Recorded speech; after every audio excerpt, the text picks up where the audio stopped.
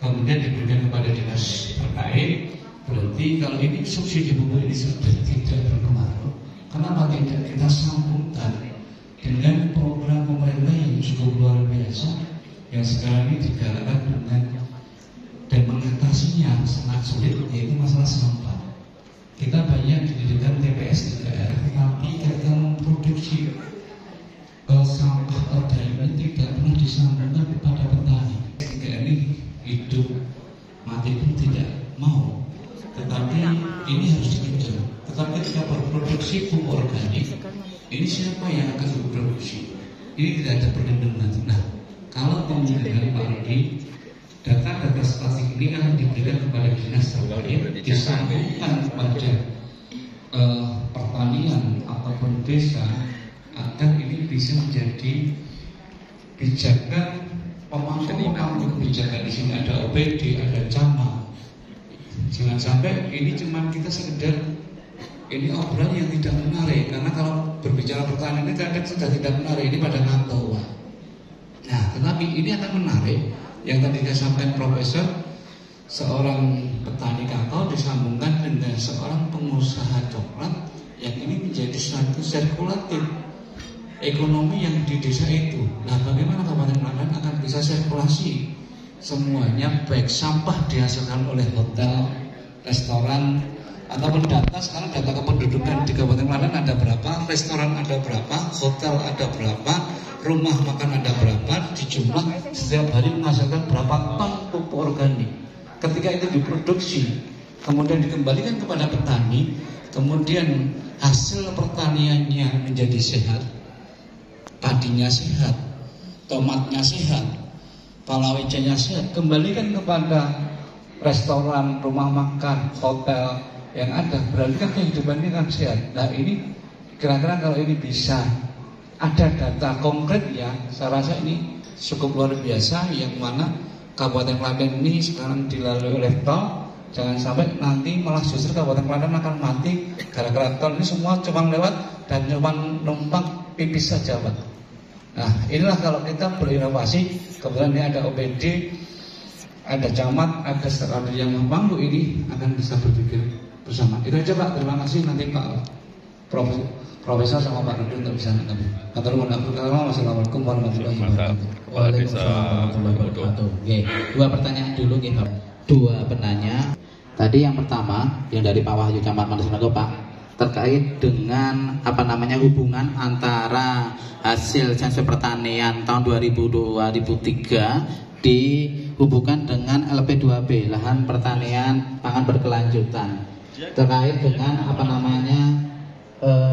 tidak ada bolehnya ahli fungsi lahan. Kan ada beberapa area yang memang itu tidak diperbolehkan, mungkin untuk dibangun kayak perumahan atau mungkin pergudangan atau mungkin suatu perusahaan. Mungkin bisa dibantu jawab terkait hubungannya dengan yang ditanyakan oleh Pak Wahyu tadi. Monggo Bro.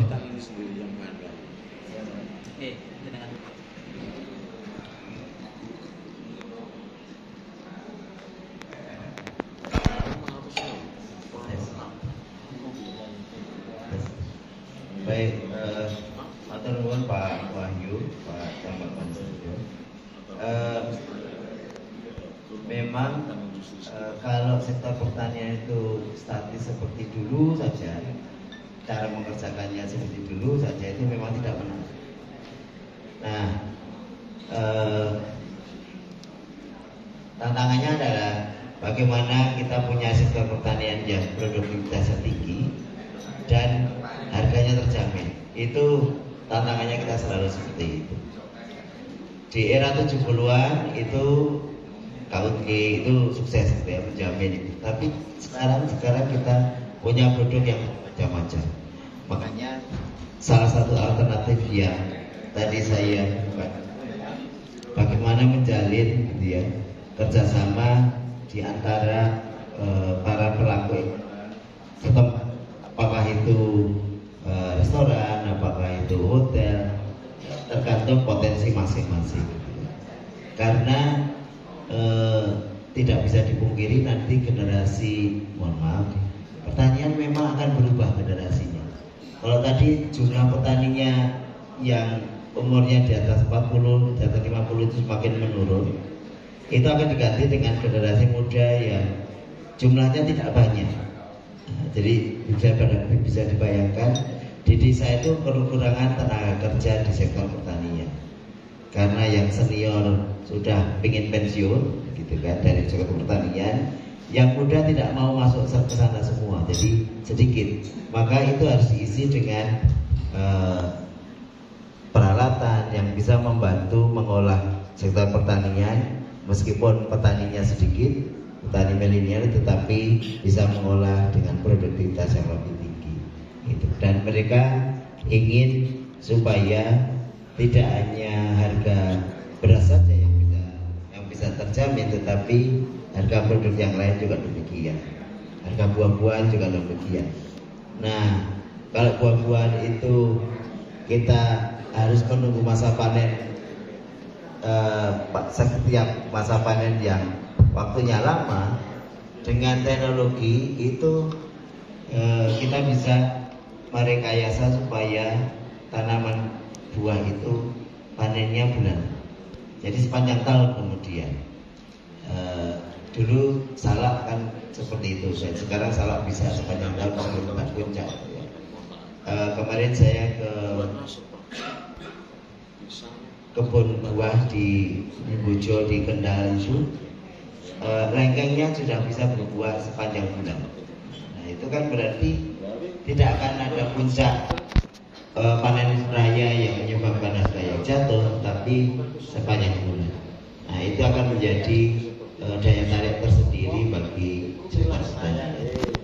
Nah, saya kira kita bisa mengatur seperti itu. Saya kira kita memang harus membuat rekayasa supaya Iya, mungkin untuk jenis tanamannya mungkin ya Prof ya, yang kita harus rubah varietasnya, bagaimana dia itu bisa bertahan mungkin dalam segala kondisi, karena lama dan juga itu berarti tahan banting terhadap hama ataupun gangguan yang lain gitu. Oke, terima kasih Prof untuk jawabannya. Yang kedua, tadi ada pertanyaan dari Pak Hermawan dari KDS Muda di tempat Pak Rudi.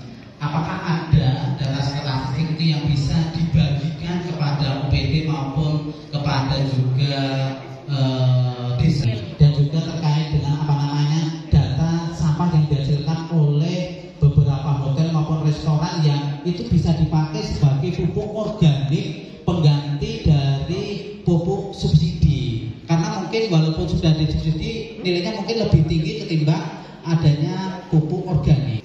Kaitannya hasil sensus pertanian ini dengan BPS, kami menyediakan data ini posisinya adalah sebagai bahan pemerintah untuk itu tentunya adalah berdasarkan data evidence based policy.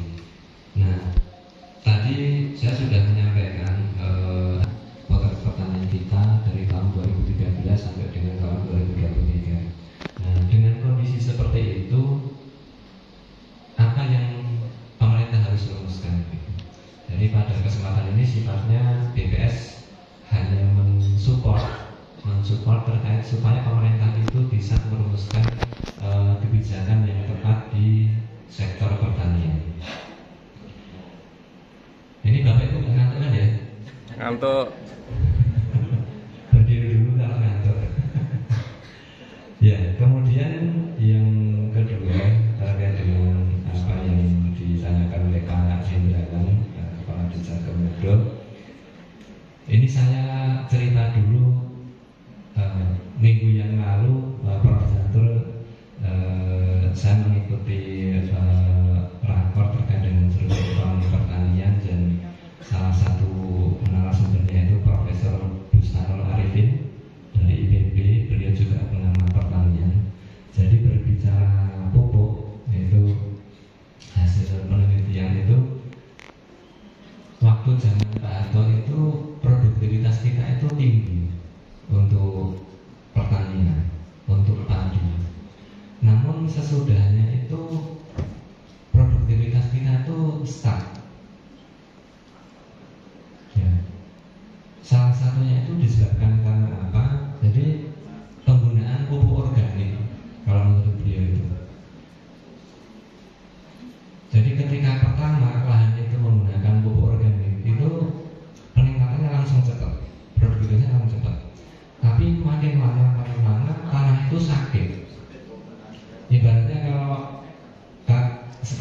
itu sakau, Pak.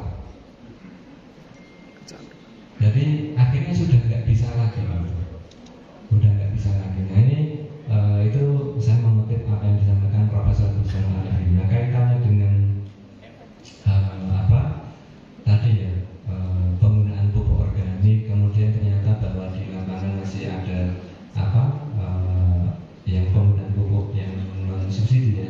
Nah ya ini sesuatu yang dalam tanda kutip ya sebenarnya kembali ke pemerintah ya. Nah, kaitannya dengan menjaga produktivitas panen kita, bagaimana supaya pertanian ini dapat tetap lestari gitu.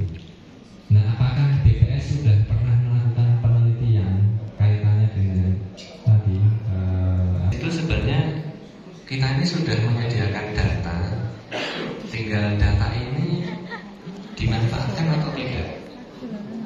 Dan ya biasanya yang umum menggunakan yang banyak itu ya selain pemerintah, akademisi atau khususnya yang BPS Kabupaten Klaten kita belum sampai melakukan penelitian ke sana, tapi di sini kami sangat supaya data yang dihasilkan oleh BPS itu bisa dimanfaatkan oleh teman-teman stakeholder dan untuk melakukan penelitian